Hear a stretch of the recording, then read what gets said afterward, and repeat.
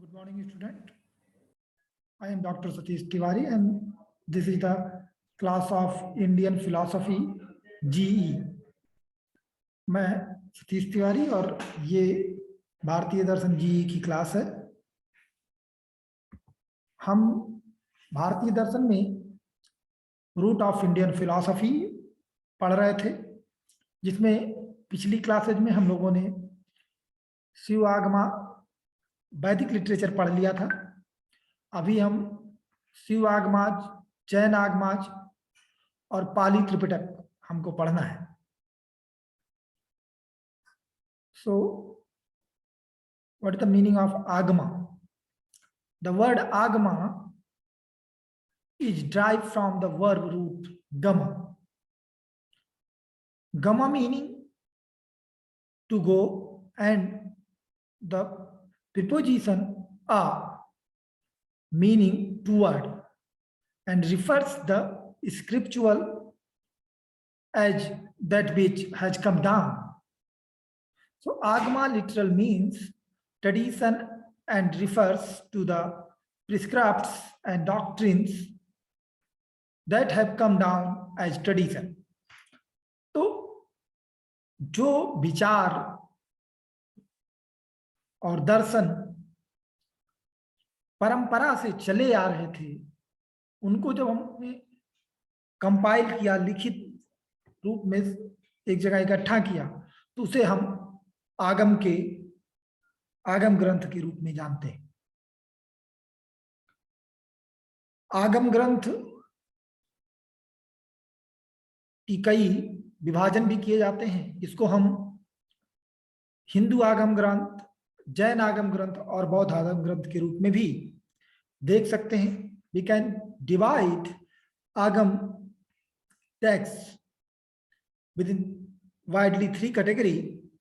One is the Hindu Agamaj, Jain Agamaj, and Buddhist Agamaj. So, when we are talking about, especially in Hindu Agama texts, so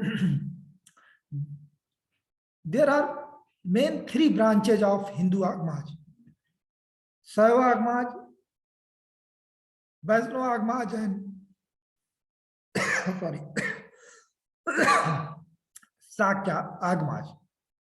Okay, so in our syllabus, Saiva Agamaj in our syllabus, so we will going to a brief survey of Saiva Agamaj. Okay, so what is the Saiva Agamaj? So शैव आगमाज क्या है? जो शैव दर्शन परंपरा है, उसके विचार, उसके दार्शनिक विचार, उसकी मान्यताएं, उसके बारे में जो हम परंपरा से देखते रहते हैं, उनका जो संकलन है, वो शैव आगमाज के रूप में जाना जाता है। तो जो शैव आगमाज हैं, उसमें हमें चार मेन स्कूल्स देखने को मिलते हैं। एक है कपालिक, दूसरा है कालामुख, तीसरा है पाशुपत और चौथा है शिवा। तो शैवा, ठीक है। सो कपालिक कौन होते हैं? The word Kapalik is derived from the Kapala, meaning Sukul, and the Kapalika mean the Sukul man. Okay, so कपाल किसे कहते हैं? ये जो हमारा सर है, इसको कपाल बोलते हैं। So basically कपालिक क्या करते हैं कि वो जो डेड बॉडी होती है, उससे वो कपाल को निकालते हैं और इस कपाल में भोजन करते हैं, उसमें भिक्षा ग्रहण करते हैं, उसी में भोजन करते हैं। इसी कारण से हम इनको, और ऐसा करने वाले जो लोग हैं, जो एक उन्होंने सेट बना रखा है, उसको हम कपालिक नाम से जानते हैं। क्लियर है? तो दूसरा संप्रदाय है Kalamukh. So the meaning of Kalamukh, so kalamukh have a three different meaning. One is face the time, and another is facing the death, and the last one is black face. Because the word kala, the kala word in Sanskrit have a different three meaning. One is color, black color, and another is time, and the last one is kala, which is also known as death. So kala word also used for the death. So one who ready to face the time or the death is known as a kalamukha. Okay, so kalamukha is another Saivagmaj set, and the third one is Pasupat. So Pasupat Saivism is basically a set which is main focus upon bhakti, devotion. Okay, so it is a bhakti movement. So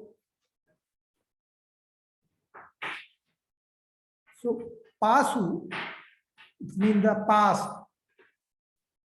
So pass mean the word in sense. 5 पास हैं जिसमें हम सब लोग बधे रहते हैं, और one who the honor or ruler of these pass called Pasupati. In general sense, we are using the word pati in our society for husband. What is the literal meaning of the Swami, the honor of? So pati word is for the honor. So the Lord Shiva is Pasupati. Okay, so one who believe or Lord Shiva is a pati of this world, it means the honor of or this world. Okay, so that sets especially known as a Pasupat. And the last one is Saivagmaj Saivism. Saivism is one of the major Hindu tradition that worships Shiva. Also, Shiva is also called as a Rudra, as the supreme being. And Saivism considered both Vedas and Agmaj texts as the important source of knowledge. So Kashmiri Saivism is very famous set of Saivism. So you can look on your screen, a picture is here. The half part of body is male and the half part of body is female. So the part of body that indicates the male version is a Shiva, and the female version is Shakti. So Kashmiri Saivism accept Shiva and Shakti as the supreme being. Okay, so this is the Saivagmaj brief introduction, and now we briefly look about the Sakya Agmaj and Vaishnava Agmaj. So the Sakya Agmaj are commonly known as a Tantra. Okay, so जो शाक्य आगमाज है उसको हम तंत्र परंपरा के रूप में भी जानते हैं. They are worshipping the lady goddess. Okay, Shakti की आराधना करते हैं लोग. So in the Indian tradition Shakya Agamas is accepted the supreme power in the Shakti. The gender of Shakti is female. So it is in Indian tradition, Shakya Sampradaya is also there. And the another, the Vaishnava Agmaj. Vaishnava Agmaj है. Vaishnava Agmaj कौन है? One who believed the supreme authority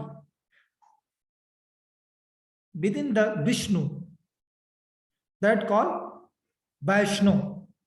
जो विष्णु को सर्वोच्च सत्ता के रूप में स्वीकार करते हैं उन्हें हम वैष्णव कहते हैं. सो वैष्णव आगमाज जो हैं उनमें भी हमें मेनली दो स्कूल्स देखने को मिलते हैं. एक पंचरात्रा और दूसरा वैखनास. ठीक है, Vaiknas Agmaj are permeated from the Vaiknas Rishi to his disciplines Bhrigu, March, Atri and Kasya. ठीक है, तो ये फेमस नाम हैं जो इस संप्रदाय से जुड़े हुए हैं. जबकि जो दूसरा संप्रदाय है वैष्णव संप्रदाय के अंतर्गत पंचरात्रा आगमन जी से रिलेटेड है, क्लासिफाई इनटू 3. जो वैष्णव पंचरात्रा है वो 3 प्रकार के आगमाज को स्वीकार करता है. एक दिव्य आगमाज वो आगमाज हैं जो लॉर्ड विष्णु ने, भगवान विष्णु ने स्वयं उसकी रचना की है.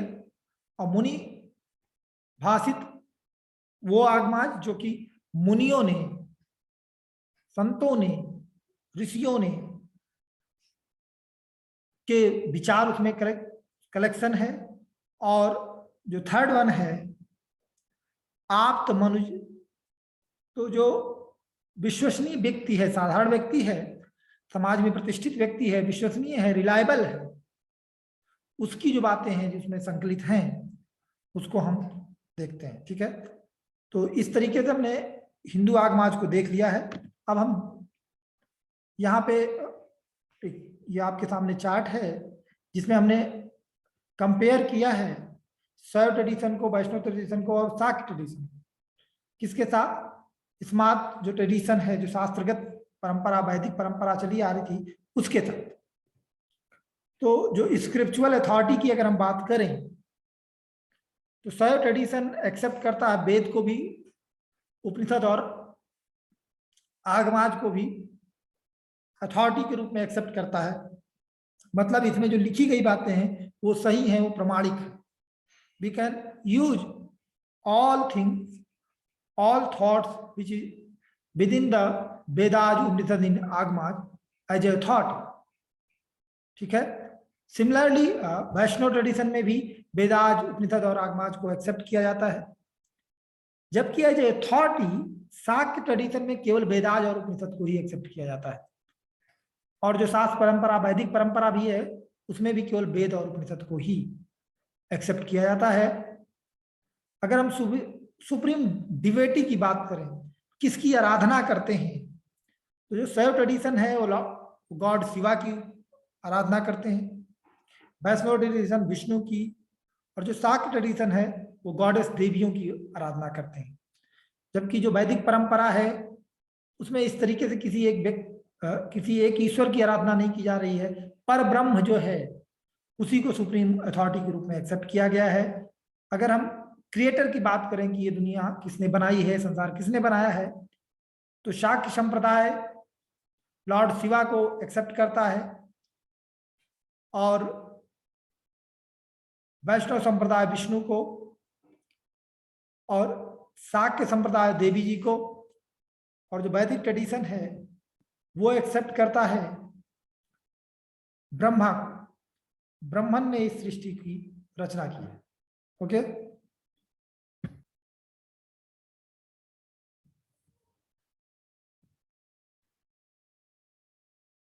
तो इस तरीके से हमने हिंदू और आगमाज टेक्स्ट को देखा। अब हम बात करेंगे जो जैन आगमाज टेक्स्ट हैं उनकी। ठीक है, नेक्स्ट स्लाइड जो हमारी है तो जैन आगमाज की है। ठीक है, तो जैन आगमाज क्या है? So Agamas are chronicle texts of Jainism based upon Mahavir teachings.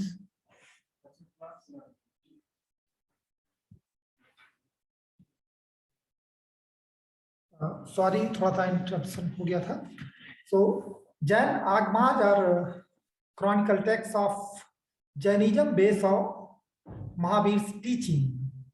Mahavir's teaching were orally composed by his disciplines into the various sutras or texts, which were collectively called the Jain Agmaj or literature. So, Jain philosophy is very oldest philosophy, and Mahavira is not the one who started this philosophical school. That one, Rishabhdev ने जैन दर्शन की शुरुआत की थी, और ऋषभदेव और महावीर के बीच में 22 अन्य तीर्थंकर हुए हैं जिन्होंने जैन फिलॉसफी को इनरिच किया है। लेकिन हमारे पास उनके बारे में बहुत ज्यादा जानकारी अवेलेबल नहीं है। उनके नाम से, उनके सिद्धांत के बारे में ज्यादा जानकारी नहीं है। ऋषभदेव का नाम भी फर्स्ट टाइम हमको ऋग्वेद में मिलता है। सो ये सिचुएशन है। तो महावीर की जो टीचिंग्स हैं उनके बारे में जो जानकारी है वो हमको ज्यादा अवेलेबल है। उनके आइडियाज, उनके थॉट्स, उनके फिलोसफिकल थॉट्स हमको अवेलेबल हैं, उनकी कहानियां अवेलेबल हैं। तो उन्हीं के कलेक्शन को हम जैन आगमाज के रूप में देखते हैं। तो ट्रेडिशनली, परंपरागत रूप से ये ओरली ये परंपरा चलती रहती थी, उनकी टीचिंग्स ओरली चला करती थी। लेकिन बाद में इसको कई देशों में जो जैन मुनि होते थे, जो उनके जैन परंपरा को मानने वाले होते थे, वो कई देशों में ओरली, मौखिक रूप से जा जाकर इन्होंने अपना प्रचार किया, अपनी बातों को रखा, और उन सबके कलेक्शन को जब कंबाइन किया गया सो वो जैन आगमाज के रूप में आए। और ये जो जैन फिलोसफिकल थॉट्स थे, जो ये बातें थी, उनका जो कलेक्शन किया गया वो near about 6th century to 3rd century BC में ये हुआ है। ठीक है, तो जैन आगमाज की संख्या कितनी है, ये क्या, उसको जानने का बहुत ज्यादा हमको जरूरत नहीं है। फिर भी हमने इनकी जो Agamas were composed of the following 45 texts, उसके नाम हमने लिख दिए हैं इसमें, आप इसको देख सकते हैं। ठीक है, तो इसको भी कई सब कैटेगरी में किया जाता है। जैसे 12 अंगाज है, ये अंगाज है। उसके बाद में 12 उपांग आगमाज हैं, उनका नाम है। 6 जो शास्त्र सूत्र हैं उनके नाम है, और 4 मुलुक्त सूत्र है उनके नाम है, और 10 प्रतिष्ठित सूत्र है उसके नाम है, और 2 है। ठीक है, तो इसको आप देख लीजिएगा अगर आपकी इच्छा होती है। ठीक है, the last one is Pali Tripitaka. So, what is the meaning of Tripitaka? Tripitaka means the 3 basket, 3 अलग अलग तरीके की बास्केट हैं। It is also composed Sanskrit word of 3 mean 3, and the Pali word T. Okay, the both meaning of 3. Okay, and the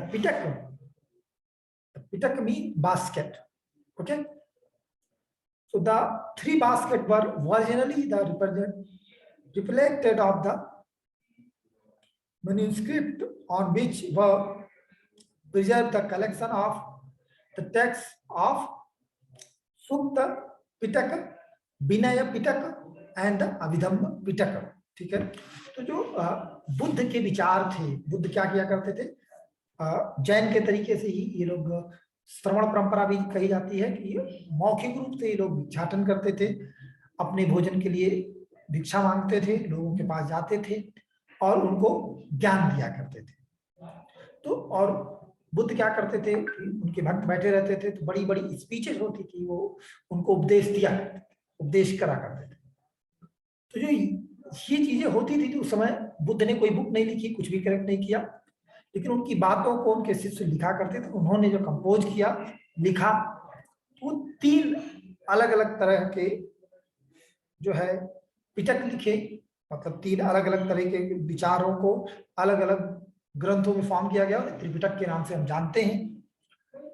तो ये जो 3 पिटक हैं, उसमें विनय पिटक में जो है, उसमें जो उनके मंक हैं, जो उनके साधु हैं, जो उनके भिक्षु हैं, उनको किस तरीके के आचरण करने चाहिए, उनके क्या नियम हैं, आश्रम के क्या नियम है, कैसे जो बौद्ध विहार होते थे, बौद्ध भिक्षुओं के बौद्ध विहार होते थे, तो चैत्य होते थे, उन्हें कैसे रहना है, क्या खाना है, कैसे मेडिटेशन करना, इसके बारे में जो ये जो कलेक्शन हुआ, ये जो चीजें लिखी गई, उसे हम विनय पिटक के नाम से जानते हैं। जबकि जो सूत्र पिटक है, उसमें जब बुद्ध अपने प्रवचन में, जब अपने भाषणों में वो कहानियां सुनाते थे, कहानियों के माध्यम से, जो उस समय की तत्कालीन व्यवस्था थी वैसी कहानियां सुनाते थे, तो इससे हमें उस समय की सामाजिक, आर्थिक, राजनीतिक, सोशो पॉलिटिकल एंड इकोनॉमिकल जो स्टेटस था उस समय सोसाइटी का, उसकी भी जानकारी हमको सूत्र पिटक से मिलती है, कहानियों से। और ये कहानियां हमेशा किसी बात को कहने को, समझाने को एक सरल और अच्छा तरीका होता है, सिंपल वे है कहानी के माध्यम से किसी को कुछ समझा दें। तो ये जो है सूत्र पिटक में आते हैं। जो तीसरा पिटक है अभिधम्म पिटक, ये as a student of philosophy हमारे लिए बहुत इंपॉर्टेंट है, क्योंकि अभिधम्म पिटक में बुद्धिज्म के, बुद्ध के जो फिलोसफिकल आइडियाज हैं उसका कलेक्शन है। ठीक है, समझ में आ गया। तो ये पाली की जो त्रिपिटक है, विनय पिटक, सूत्र पिटक और अभिधम्म पिटक, ये 3 हैं। इनकी विषय वस्तु क्या है ये आपने जान ली। आपको इतना ही जानना था तो रूट ऑफ इंडियन फिलोसफी की क्लास यहीं पे समाप्त होती है। If you have any doubt so you can ask it on through the comment and you can mail me if you have any curiosity, any doubt, any question, so you can mail me and ask for the time, and you can come to the department and ask us. Otherwise, the online class is running out, so in the online class you can ask there also. Okay, so thank you for giving your time for this lecture. Okay, so finally, thank you very much.